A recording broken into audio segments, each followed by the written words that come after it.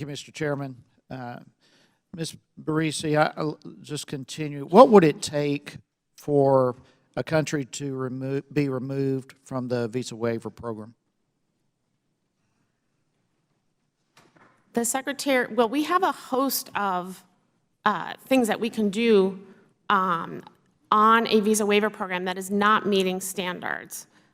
So just termination is kind of where we would see the last resort. That doesn't actually help. Well, that's my question. Security. What would be the last resort? So what would it take? Termination would be the last resort. I mean, what would it take to be terminated? There's strong security concerns or contradictory interests to the United States that would lead to termination. All right, that's pretty vague. Are there specific, what strong security concerns? What does that mean? So when we're reviewing a VWP country, when we go and do our reviews, and even through the continuous monitoring that occurs outside of reviews, we're looking at their counterterrorism standards, border security, law enforcement, immigration, and document issuance standards. So if any of those became a concern to the United States, certainly a security concern, we would that would be one of the things that are considered among other measures. If I'm hearing you correctly, then, if any one of those issues that you just mentioned became a question for the United States, that country would be terminated. Well, that there's a big scale of whether something becomes a concern and whether it, you know, is well, you just said if any of these were a concern, they'd be removed. Is that not what you're saying now? Well, if something becomes a concern and it is in the interest of the United States to work with the countries and raise the security standards. So we have other measures besides termination, and there's suspension and there's provisional status, and we also have the ability to lower ESTA validity period, which is okay. Well, let's move on. I have several questions. Lower. Has removal ever taken place? Has termination taken place? Yes, sir. How often? We have done it twice since 2000. Okay, so it's happened twice. Is there a penalty for a country that fails to share information with regarding individuals who may pose a threat to the United States? We can take a host of actions on a country that isn't sharing, but all the countries. So there is a penalty.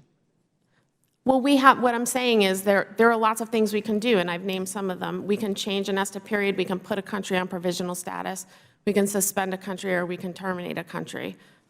Is that all subjective, or is there a process?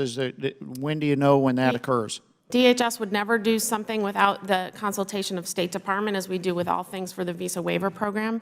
And if something were certainly to raise to that level, we'd bring in our interagency partners as well, even outside of just the State Department. Okay. Let's see.